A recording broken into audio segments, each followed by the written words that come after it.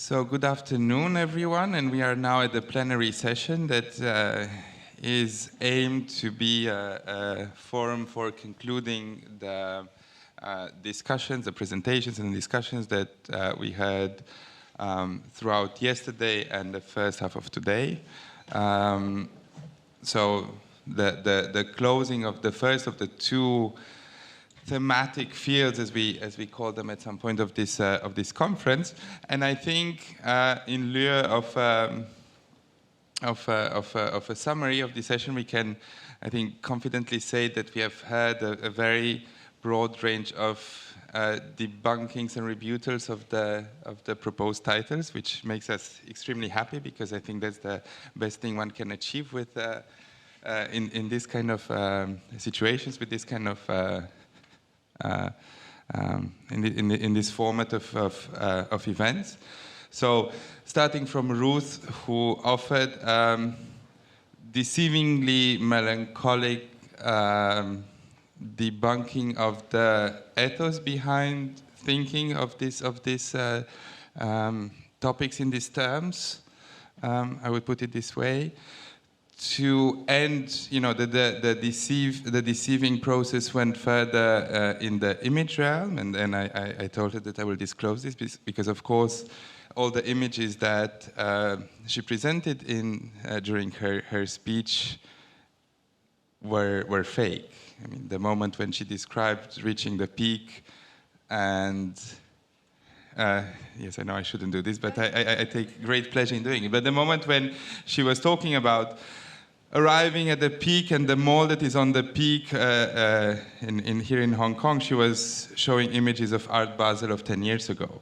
So that was not the mall on the peak. But and of course, all the images of the peak and of the view of the sea were not Hong Kong. We don't have that kind of vegetation here.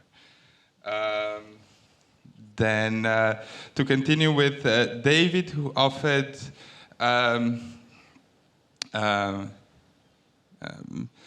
I would say footnote or placed under doubt the titles and the terms of the session, with very particular examples of like how this impression of modern states and of a culture that is otherwise like deeply or is seemingly part of a global economy and of a global economy of images and of science and of real value as well, can actually hide strands of images, of relations, of symbols, and of relations of power and of representation and self-representation that are otherwise very antagonistic, or at least rather alien to this, to the image that is being presented. So in a way, this was putting under question, I think, the solidity of the terms we proposed and their claim of being universal, I would say, although we never actually had that claim, but I can totally understand how this could have been read like that.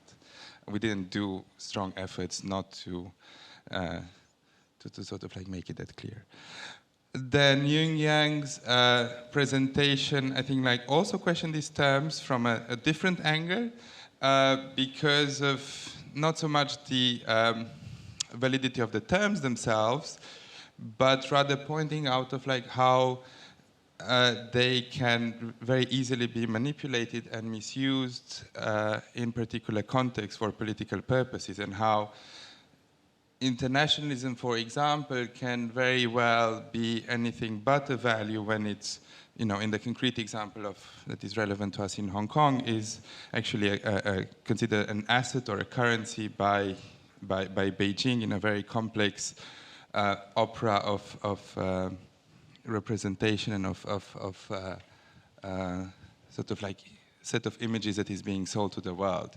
So indeed, these kind of values, together with freedom of speech and all the other freedoms that we hold so dearly here in Hong Kong are very precious assets, also for the Hong Kong government and for Beijing itself, for creating a more complex image and a more profitable image for the territory.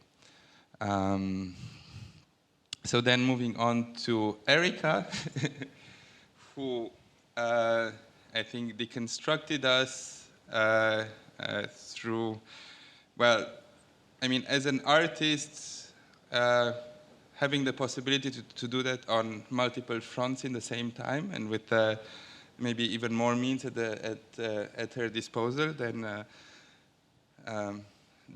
a thinker would have, but definitely doing that by pointing different starting points and paradoxes, both in her works and in real life. And I think one of the memorable examples was that of the. Yes, but that's not what I wanted to say. But, but what, do you want to say something about sensing obscurity? No, because like what I wanted to talk was about the Hallstatt example, because that's the ultimate actualization of a perfectly farcical situation otherwise, because the copy is anything but a copy. And at the end, the whole relation just collapses in that particular moment, because the Hallstatt of China is anything but the Hallstatt of Austria. So that makes all the relations around it and the relations of copying and of like relating to each other, a complete farce. Although I think that the interesting discussion starts in this point. But would you? So yes, sensing obscurity. I think that's we should sort of like let it come in the discussion. I don't want to take too much of the time. And then this was the sort of close of the day yesterday, and today we started with Charles, who took us through the very different geographies in which he himself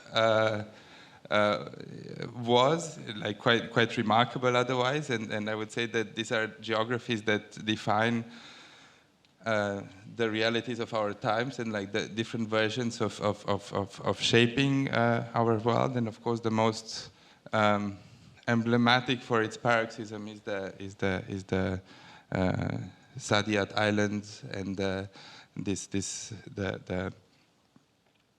lack of any modesty and lack of any proportion in the ambition of like reimagining all the basis of sort of cultural parameters behind that project.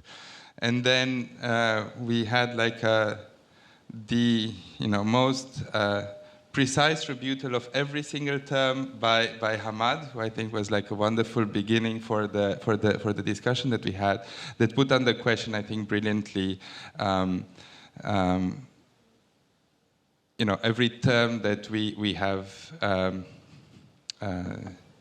sort of like used to constitute the premise of our talk. So indeed, multiculturalism, I would only insist on multiculturalism because indeed this was the most problematic in a way term that we used simply because we use it almost metonymically, of like taking this term to actually talk about more cultural phenomena of the 90s and of today. Why not? Like indeed, let's also just take for granted that let's just dismiss the after in the discussion and let's be in the claim that we are actually in the same continuous reality.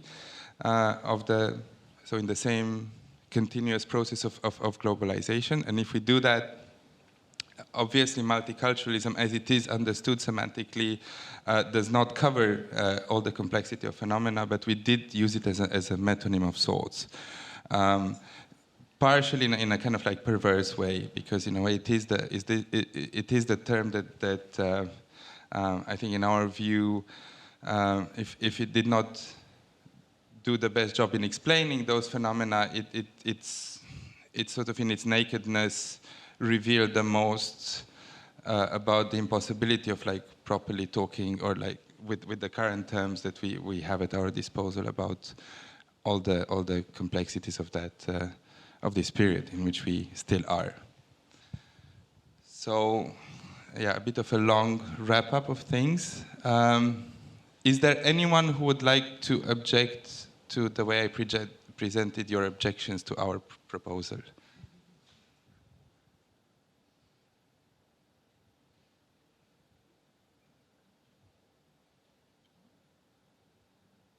All of a sudden, everyone is very.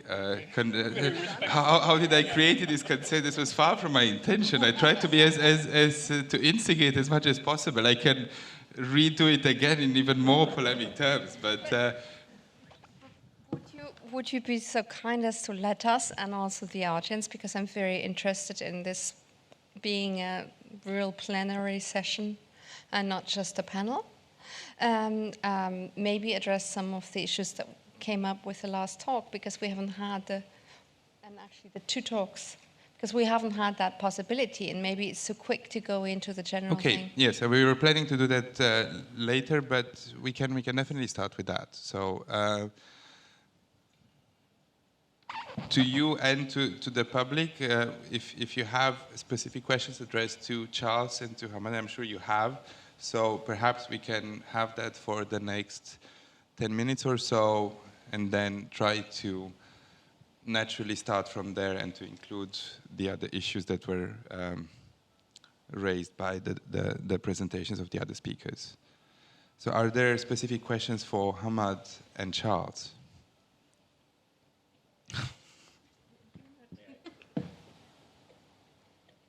I ask too. Hello.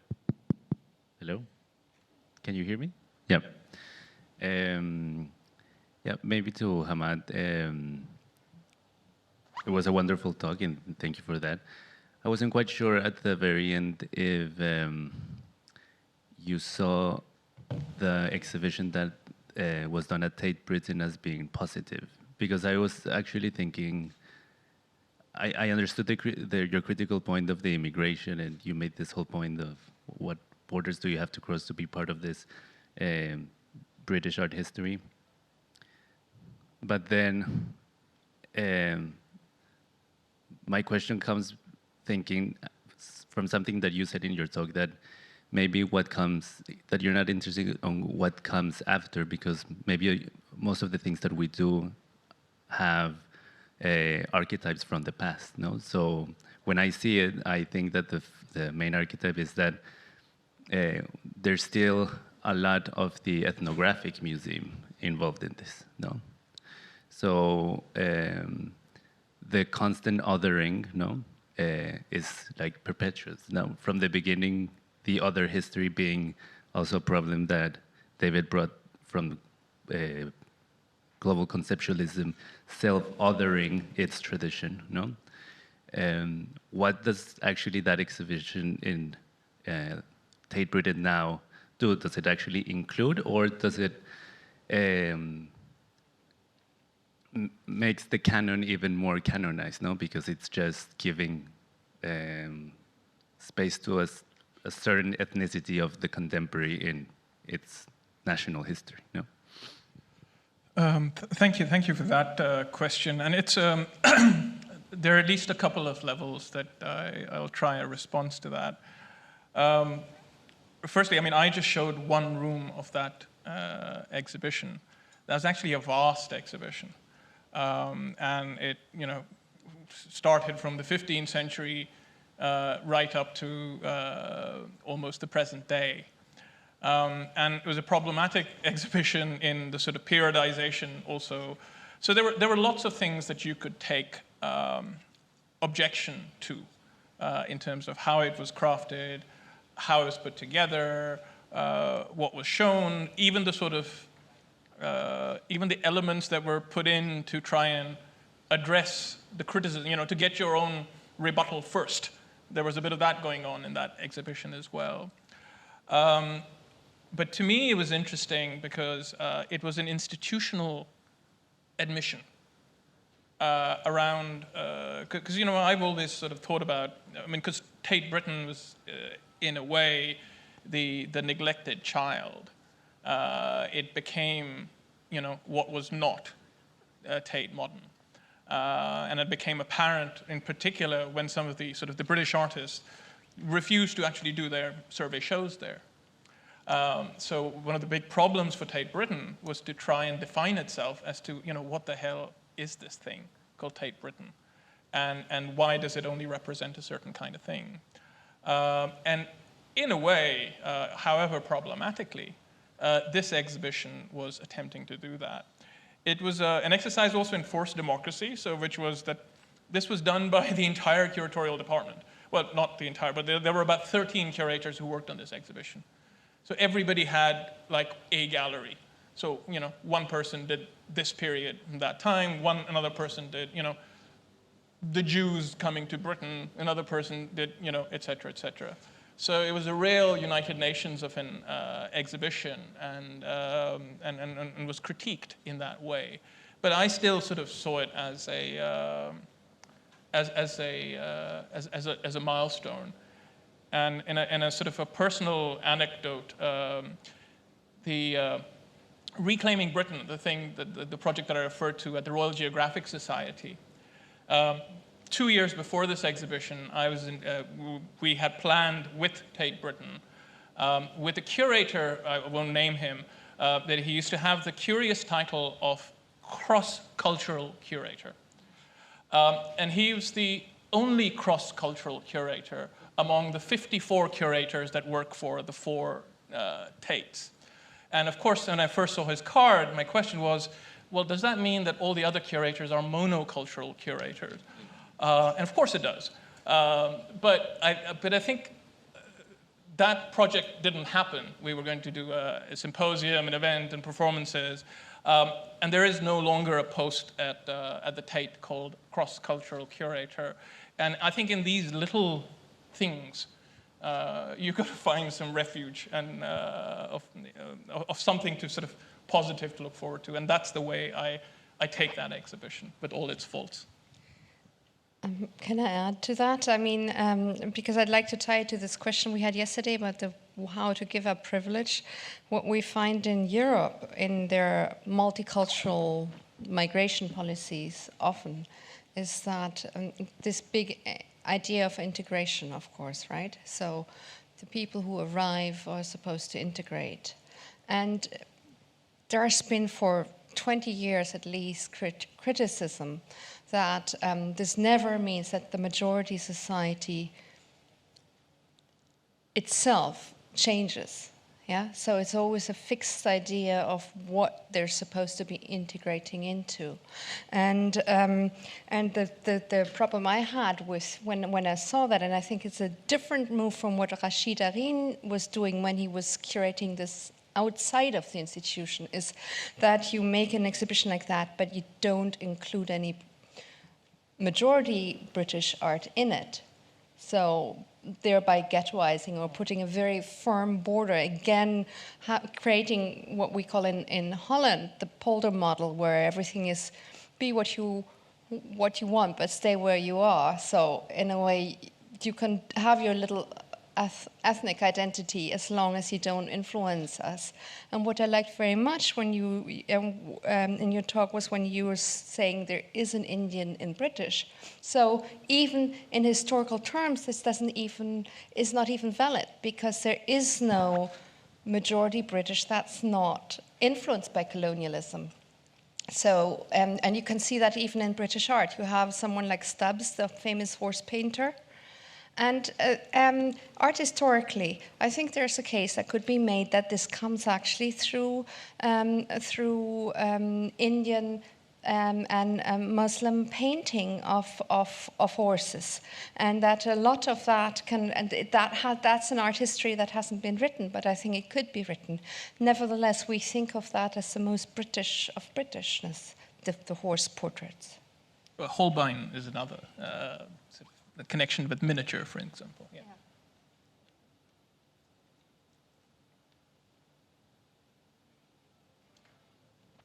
Can I say what? No, there's someone else.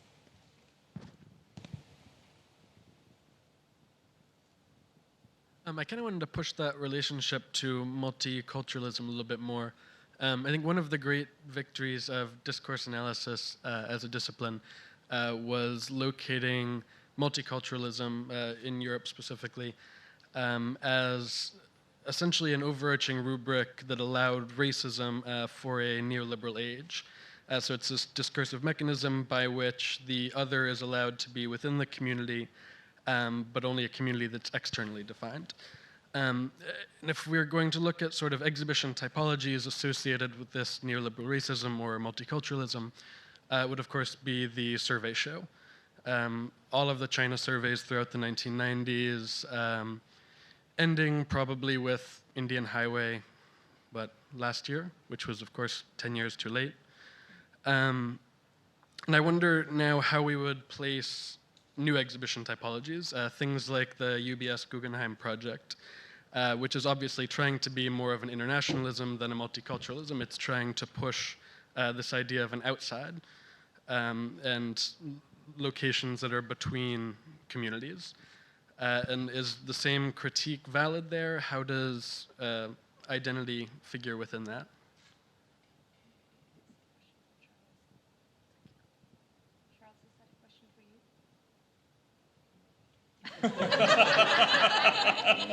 There's a firm no there from Charles. Well, should I start and then maybe, yeah? But it's an interesting example that you've picked, the UBS, and again, it's like how much do you want to unpack it and how much time do you want to spend on it? But there are so many different levels. One, the conflation of South and Southeast Asia. It's not just Southeast Asia, it's 16 artists for South and Southeast Asia. So half the world's population. But also just this notion that that an exhibition becomes a collection vehicle. What is that? Also the fact that it's talking. I spoke a little bit around this notion of the contemporary is rooted somewhere, but not not this UBS global mapping thing. That's not rooted. It's just a free floating contemporary. Because to root that contemporary, you need to question the histories of modernism, which are integral to the Guggenheim being built as a machine for enlightenment. That was the architectural instruction to Frank Lloyd Wright. Build me a machine for public enlightenment. Those things are not being questioned. So if an institution is not asking questions of its own history, what is it doing? And I think that's a question that all institutions need to ask. But I mean, the short answer to your question is what follows, the Indian Highway or Africa Remix or Unveiled or whatever has been happening. I think our solo shows. Studies of artists who've been ignored, who haven't had the resources, art historical material to have things done. And to give credit where it's due, there are a number of them happening at the Tate this year. Most excitingly, a show curated by a friend, Salah Hassan at Cornell, on the great Ibrahim al-Salahi, a Sudanese artist who was still around, who was essential to looking at where modernism and calligraphy meet. And there's also of Shukair, the Lebanese artist who died in the last decade. I think there's a lot more that needs to be done in that, and hopefully more of that kind of thing will happen rather than the survey show. May I voice one criticism? I don't understand why you would, except for polemical reason, and then I understand very well, why you would give Elkins so much room. Because the one redeeming thing I could maybe say about him is that he's kind of adopted a Chinese model of construction of his practice, in that I remember first time I came to China, the Chinese curators were telling me there had been no Chinese modern art. And then half a year later, I came and I found a book in a bookstore that said Chinese modern artists. And it was made like an MIT book from the outside. It was a really beautiful book. I bought it, of course. It's one of my favorite books I have.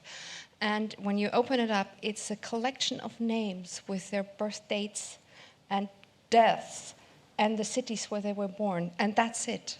It's a whole book, so it's like completely useless for anything. But it's let's just start with a list of names, and thereby we construct a history of Chinese modern art. And the way Elkins is doing exactly that. If you look at he's constructing something with these kind of principles like surveys or so on, as if this kind of machine, it's another kind of machine, would produce any content. But if you look at it in terms of contents, there's very, very little content. And so I think, of course, people have received Gita Kapoor. And of course, the Gita Kapoor, there's the show that was in Spain and that Gita Kapoor writes about after the Indian show, after Indian Highway. It was a year, I didn't see it. But that's a very different show. So, and people receive that and they take her serious and they do that. So I would never want to use Elkins' methods as any kind of any value in that way. I completely agree with you. And hence, if you like, the usage. Also because, say what you may, I mean, one of the things that we didn't talk about enough was the notion of distribution. What gets distributed? How do things circulate? And if you actually look at those books that we just sort of I quoted those tables out of, they get circulated. Gita Kapoor doesn't. The first Chinese translation was only made last year. With the West Heavens project, and that hasn't even been sort of launched properly. And I think it's those notions of, what and how and what gets distributed. And I think we have to engage with what does get distributed. And in a way, what I also wanted to show was the market mechanism is so deeply embedded in how we do things. And I'm not saying that as a criticism of market mechanisms per se. They are just mechanisms. It's about how you use them and for what purpose. But it's just that those mechanisms are the same. So, Ian Robertson's mechanism is the same as Jim Elkins' mechanism, as Claire McAndrews' mechanism on, what gets sold at auction in China. So let's actually look at those things together and understand what that means. I'll try. I'm sorry. Just a slight change of tack. I actually disagree with Hamad in relation to what I said about nation. I, in fact, was not dismissing it as unimportant. In fact, tacitly, I was saying it's more important than ever. And so, in Singapore, I seem to have worked in almost in nation islands. In small islands, like the Emirates, which is an island, I guess, and Australia, which is a large one, and Singapore. But it seems to me that the nation continues to have capacity, even through cultural institutions, of recuperation, if not appropriation. And I think also tacit in my paper was to say that moving to Singapore, there's an awful lot of work to be done, still groundwork to be done in regard to artists who have been overlooked or sidelined or whatever the term may be. And it may be one thing to refer to what the Tate is doing, but I think that there are examples in Asia of the work that's being done in Indonesia or being done in Hong Kong, such as the Chevette Show, which are recovering particular histories and particular artists and artist groups which have been fundamental in the formation of the history of contemporary art for all those people who live and work here. And that foundational work needs to be continued, and from there, in fact, we can start to build alliances, communities, whatever one may call them.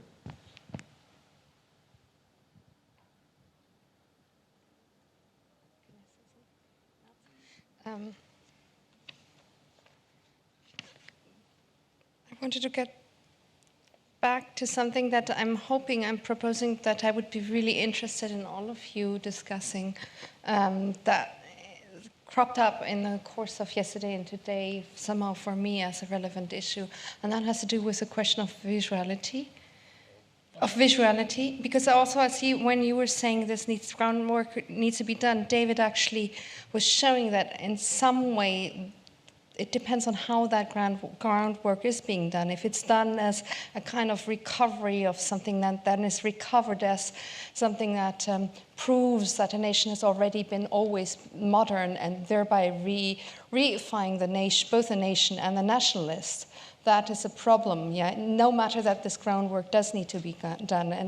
And there are very serious issues, mostly feminist theory, that recent feminists active who are against visualizing. You know, we had the 70s in Europe where we're saying we need to become visual, we need to have our representations out of there.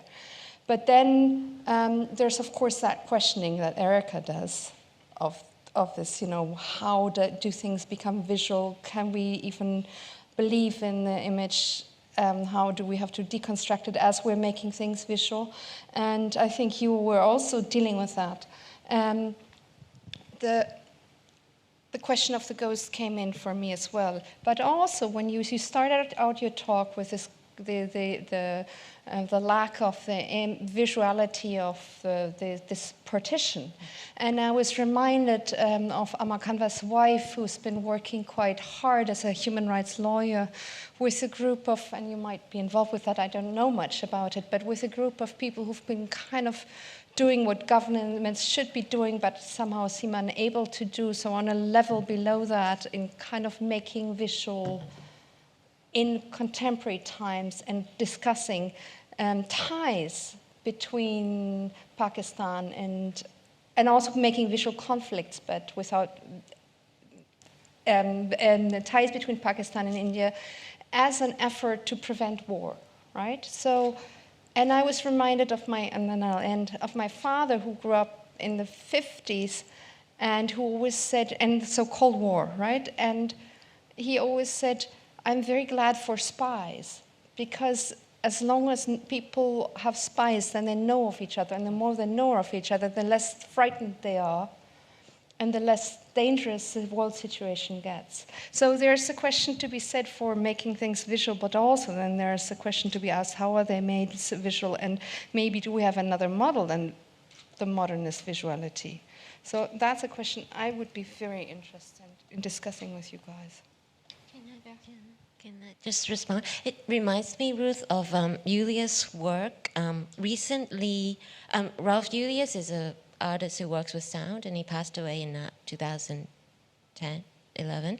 And anyway, he had a work where he puts into, he uses sound to visualize sound. What he does is he would use speakers, and he would put like paper on the speakers, and then he would put ink onto the paper, and then the sound, the vibration of the sound would sort of improvise with the ink. So then he would make many of these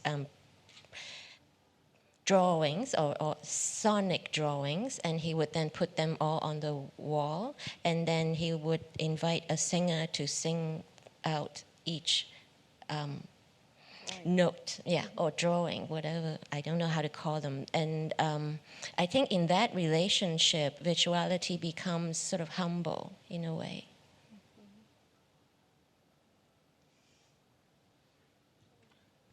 I would just push for Claire's topic towards both Erica and David, because I think it's highly relevant. So either one of you starting, but I would really like both of you to jump on it. Okay. Yeah, I'm not sure if I'm quite going to tick that box for you, Cosmin, but by way of response, very, very briefly. Which of the boxes? We'll see. I actually wanted to touch base with Hamad's presentation briefly, and I think that somehow we come back to the question of historicity, actually, and the question of what is the difference between art, put in general terms, or modern art perhaps, and then contemporary art. Hamad, at one point you suggested that perhaps, I forget your phrasing, but perhaps you know, art history might not have very much to give us when it comes to the question of contemporary art, which of course makes me wonder, well, what is art history to do? Of course, what art history has done is it has gone in droves to the contemporary, and perhaps there's a suggestion that I'd like to tease out there about what it ought to be doing instead. I guess a sidebar to that may be, in this next art history, what place does the visual have? Is it to be as central perhaps as it has been in the past? And then perhaps also it would help us to pin down, in a way, some of these figures who have perhaps been taking it in that direction. And I admit I'm not really across this field of discourse on the contemporary. I sort of strafe it from the margins. But, you know, there was a kind of, if you like, what I could only think of as a sort of reformation or a sort of reconsolidation of the visual that maybe historiographically immediately preceded this contemporary obsession. And indeed, people like Elkins, I think, are very much part of that. It was called picture theory for a brief while. So I wonder whether, you know, before that perhaps was post-colonialism. I'm just trying to reflect on my own trajectory through education, art history education. And when I started to study art history, there was still the kind of remnants of a theory obsession. But it was being rapidly displaced by a post-colonial sort of mentality in the quite old-school Marxist art history environment that I was in. But the post-colonialists was sort of, it ended up only clinging to a precipice because the picture theorists were kind of moving in and stepping on their fingers, and they were dropping, and then, you know, now a lot of the same people, in fact, are the engines of this discourse on contemporaneity. So I wonder whether it might be a place to start to think about the visual in those, you know, according to that genealogy, perhaps. But yeah, the basic question would be, what is art history to do if not the contemporary? Well, the short answer is the stuff that Charles just mentioned, is to do the stuff that's not been done. There's a lot of it to be done. And that's where those tools are actually fit for purpose, rather than trying to, you know, re-equip them and lunge at this new beast which everybody wants to go at. Yeah. You know, because there's just so much work to be done. It's actually frightening. But if you, I mean, I'm not an art historian. I didn't train at in art history, but I have lots of friends. I like their rigor. You know, the art history. Don't get me wrong. This is not an attack on art history. It's just the attack on its tools and how and for what purpose they're being used. And one of the issues, again, with this balance on theory and practice, is I think our biggest concern in this region, and this is my sort of feel, is around, you know, what's the stuff to theorize about? Where are the case studies? How thin is a theory which is based on the surface contemporary of 3 artists that float around these biennials? Wouldn't it be nice if we had some stuff? And I think that stuff is what we're looking to art historians for. Because theory, of course, as we know, David, will be produced by the English department. Yes, thank you for reminding us so much. Would it be fair to characterize this as a kind of raw material? The deliverables of art history, if you will. Yeah, you know, that makes it a value judgment, and I wouldn't sort of denigrate them. I mean, I think they're building blocks. They're essential. And in a way, sort of working as I am here at the archive, which is very much around trying to put these raw materials together and then figure out how do we activate them? How do we make this archive do things? What is the archive as a verb? What does it enable? And I think a lot of the stuff that it will enable, so things like Shabet, for instance, that Charles was referencing, that's a major archival project. And those projects are as much about recovery as about sort of preservation. But they're also about the economics. And let me sort of address that, not from just a particular market sense, but also from the economics of scholarship. One of the big problems if you're a young scholar based anywhere is, how do you get funded to come up and do primary research? You have to buy yourself out of teaching. Then you have to pay for spending months doing fieldwork, all of those things. If we, as an archive, can digitize this stuff and make it available to you in your kitchen, study, office, wherever it is, that fundamentally changes the economics of scholarship. And I think that's actually a really interesting thing for us to do, is to think about this distribution, and distribution at many different levels, of the art, certainly, but also of the raw material for thinking about art. I don't agree with you, and that is because I'm maybe being trained as an art historian, truly believe that we need to be confronted with this stuff directly, and digital images don't help. Or they make a particular kind of art history that I find terribly problematic.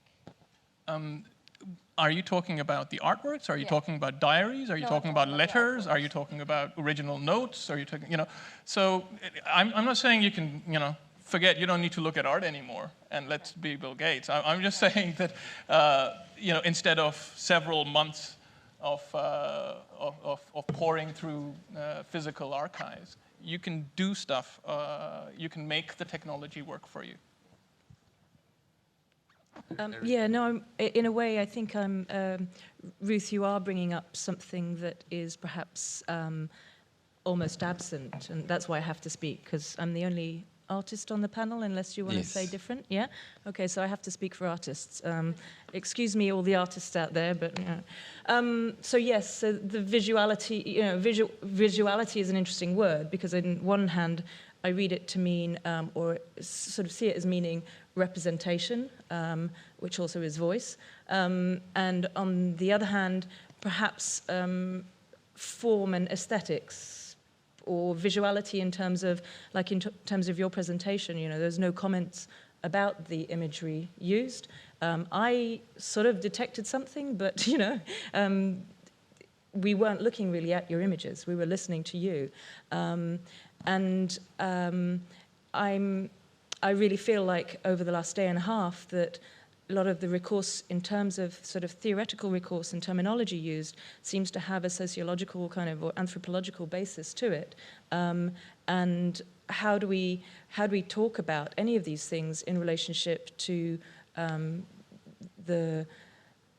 not the modes of production or the means of production, but the output, the work itself? How do we talk about it in this kind of a framework? And I'm not sure. I kind of feel like maybe the questions have to be asked differently. That perhaps the questions proposed did take us into the direction of trying to look at these grander kind of issues and problematics. And I don't feel able to kind of really address that myself. But I think through my practice, one of the things I'm quite conscious of in the last few years is the way in which my practice gets hemmed in and framed by sociological discourses, and how do I, within the art practice itself, do something with some of those concerns. But then what I haven't got to is how I then talk about the work, because I have also collapsed back into looking at broader, kind of contexts that are about what happens in China and the sort of commissioning frameworks, and I didn't talk about my work, but I wanted my work to act and perform something. So I feel myself quite in a struggle in a way to sort of be here having to sit and talk about these things when in fact it leads me to go down the route of talking about my multicultural kind of prison that I've been in, but I actually want to escape, and I hope the word escapes from, but actually some of your questions felt like they placed me back into that position, and but it's a difficult thing to do because we always seem to recourse back to the same kind of dialogue instead of being able, maybe, I feel like if we looked at the art and talked about the art itself, maybe we'd be able to move and find those different vocabularies. But I have a feeling that maybe the next sessions may deal with those kind of vocabularies. So I think so. I mean, that's a little bit how the succession of scale and of... And I don't mean to be negative and critical. I shouldn't be in this section. I was supposed to come and talk about the poor image, but anyway. Charles, yes. It's very easy to frame the framers, but I will. New internationalism after multiculturalism. I mean, I don't want to say that's the root of the problem, but I almost will. I mean, in a sense, I guess, and something that perhaps my paper could have done, and maybe tacitly, capital T, responded to, which is to say that biennales actually don't function very well anymore. That they are of the period of internationalism. They are of the period of, as a kind of coming out of international modernism. And that actually the question may be more about after multiculturalism, then what? Rather than a kind of given that it is a kind of internationalism that follows multiculturalism. Because that seems to be highly problematic and almost unaddressed. Perhaps no one wants to try and speak to it or speak for it. And there have been all sorts of papers which, again, I think tacitly in some ways, have responded to it negatively. So that after global expansion, which means a kind of appropriation of whatever the lessons of multiculturalism were, whatever the lessons of internationalism were, after global expansion, how does contemporary art function? How is it read? How do we talk to one another? So you need now to make that point strong, Cosmin, because you have a good argument for why you use that, but you have to reiterate it. Which, the new internationalism, why you thought that certain things don't need to be deconstructed anymore and we can go to the next level. Well, I think, to respond to Charles, that first of all, I think the biennials themselves, they're definitely a product of that internationalism, but they absolutely thrived under, let's say, the global era, under, that era that, it's very difficult for us to define. I mean, we speculatively put that under multiculturalism, but okay, admittedly that was only one aspect of it. That strange, in-between historical moment in which we are, maybe after '89, and definitely in that moment of expansion, and I will come back to expansion. The biennials were like the perfect tool in a way, together with other instruments and other institutions as well, to describe, to justify, and to provide vocabulary for that multiculturalist, in inverted comma, phase of global art. It could be manifesto. That's very geographically determined. Now, I think it's also very important, like expansion. Because expansion is a bit complicated, because normally, we have the Big Bang model of something that has a point of origin and then expands somewhere else. There's like a clear vectorial movement. But I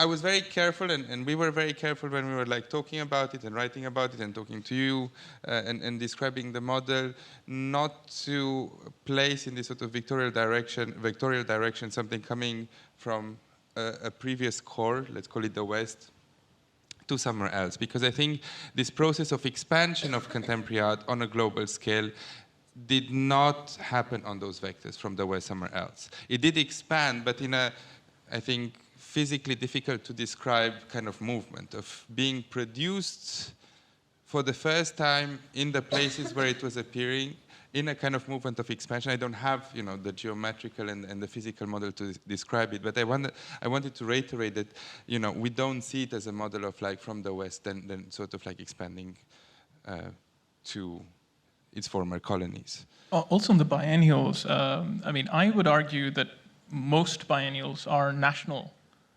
They're not international. Biennials are what airlines are, or art fairs are, or, you know, everybody should have one.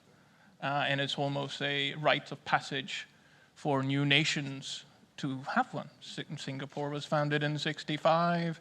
UAE was founded in 1971. Isn't it about time they had a biennial?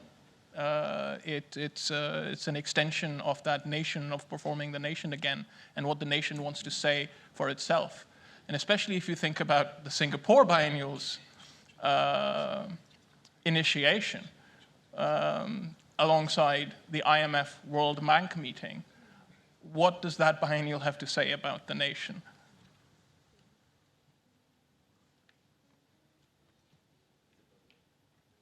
Yes, so we can also like have a few questions from the audience. I would, yes, I would like to propose that we don't have a break. So there will be no break in between this session and the other session. So we will move directly to Max's presentation. We will have like a 5 minutes break to like change the setting, but this is not a coffee break. So yes, Kingsley.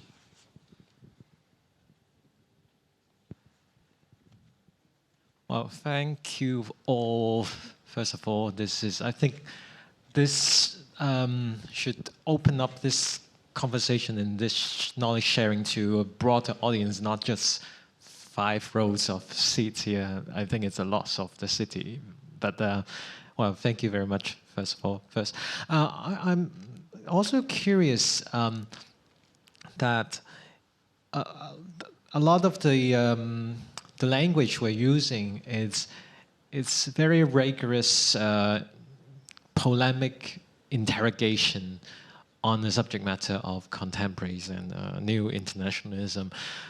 And when we are talking about the arts from this perspective, is it the rhetoric that we are also looking into that is in its multiplicity of rhetorics, and not just about the art itself? So that's just my curiosity. Would you like somebody who you would prefer to answer, or you just place it to all the entire panel? Anyone.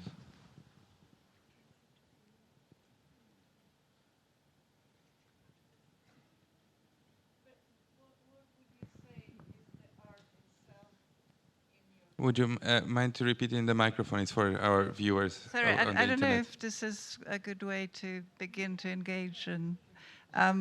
In your question, what would you say is the art itself? So you ended up and you said it's very much about the rhetorics, but not about art itself. What, in your question, is the art itself? No, I mean, we are talking about the art here, but we are, besides the art, maybe we are also looking into the rhetorics of how to talk about the art. And is that kind of opening up to new types of rhetorics? That's kind of and the multiplicity of rhetorics. And for example, when from my kind of humble observations, I can see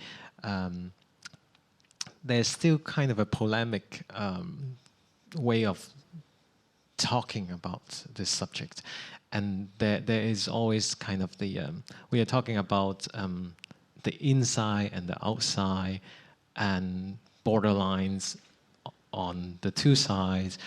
And we are also talking about differences a lot of the time. So it's the paradigm shifts more on the rhetorics, the way how we are talking about the subject matter.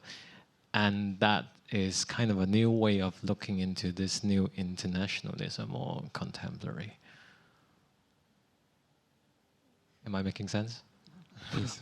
I reminds me of a lot of things like what you all said, but from where I am, like what I mean is the sound pocket, which sound art so-called, and which is we don't have enough artists here, sound people working with sound, and so this is a long way from being able to talk about multiplicity, multiculturalism and all that. But at the same time, precisely because we don't have enough artists, that multiplicity, whether be it the language of talking about it or what it can be, I mean, in terms of the art itself, what it can be, it is precisely because there are not enough artists that what we have sort of committed ourselves into doing is to lay open.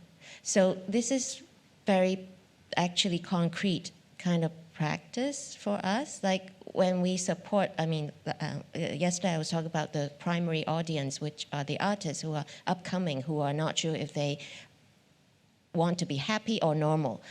So in a conversation with an artist who is not very sure, we try not to put in jargons, but we also let the future in.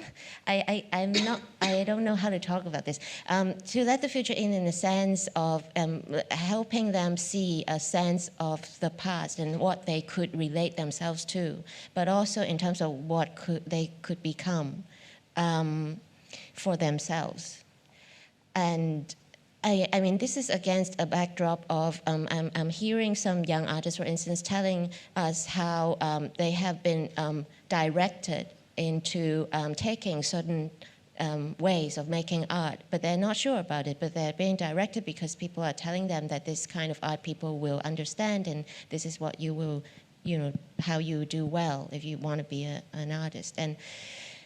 And I find that limiting in terms of like a human person who wants to be happy and not normalized too soon. I think my point is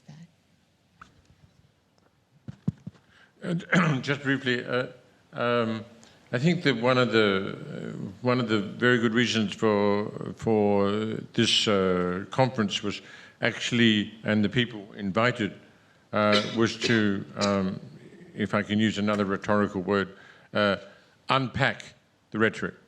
That in fact, there are times when, one needs to unpack.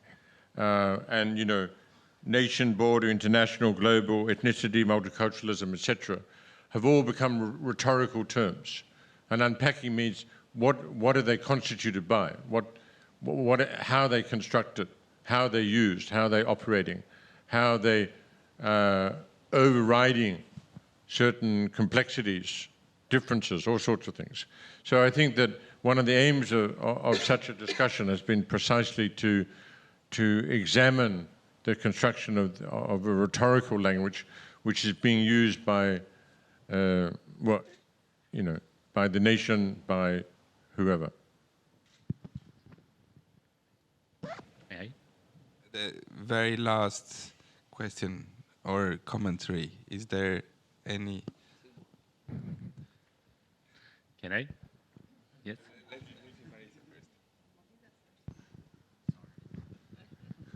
Sorry. I just wanted to pick on something that you proposed, Ruth, and maybe I don't feel so comfortable with it as an artist. Is this recuperation and the return to visuality as a kind of prime condition. Because for me, the difference would be how visuality and how we can bring it in, but really through what is visibility. So you always have to think about visuality in relationship to visibility, which is what I think Hamad has so many times reminded us of, the idea of distribution, that we cannot really, there's so many things that even if they're kind of visually available to us, they are invisible. And it is really these kind of conditions and thinking through what makes the visual visible, that this is very useful, whether it's rhetorics, whether it is looking at places or artists or mechanisms that make something visible, is the most important thing in a meeting like this. Thank you for that. And can I just actually add an example that both of us, Charles and I, used, was Amar Kanwar. Amar is not an artist. That's not how he started. He's a filmmaker. He started making his living doing corporate videos, then did a lot of work for NGOs, and sort of came into the art world for, I think, some of the visibility that it gave, some of the things that he was doing, and some of the languages that he could develop and deploy. And I think that's actually one of the sort of the hopeful powers of art is that it can open up these avenues of visibility. Now, not everybody is going to have 3 documenters and Marion Goodman representing him, but I think that is the sort of scope of what can be done. Hello. Short last question. No, I mean, perhaps to expand on the discussion that you started.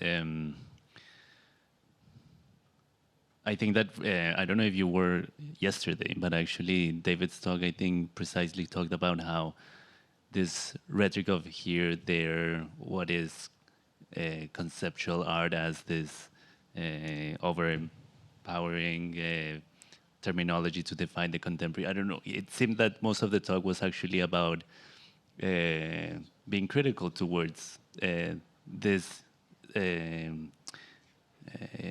usual names and structures and language that has been used to define the contemporaries. No, but I was actually, well, I don't know, maybe also to talk about the biennials. It's a question, like, perhaps for a very anecdotal and very personal question. You also curated a Sydney biennial in the 80s, no? If I'm not mistaken. No? Oh, sorry. Then I have another question, sorry. This one's for David, sorry. It's, I had the impression that in your presentation you were critical to, like, the Chabet phenomenon. It felt that although